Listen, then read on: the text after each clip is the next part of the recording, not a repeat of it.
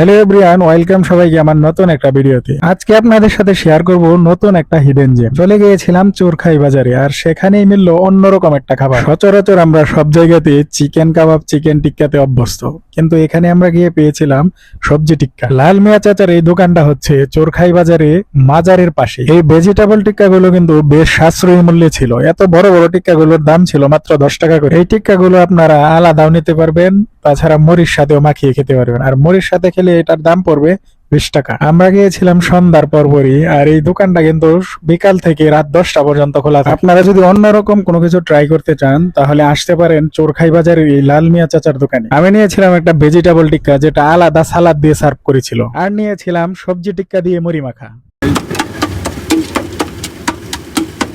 আলাদা বানায় দেন জানে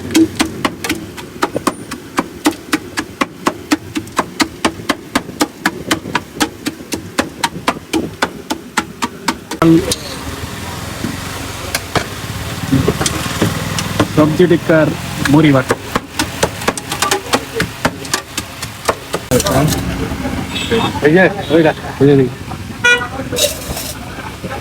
আজকের মতো ভিডিও এখানেই শেষ করছি। ভালো লাগলে অবশ্যই ফলো দিয়ে পাশেই থাকবেন। আল্লাহ হাফেজ।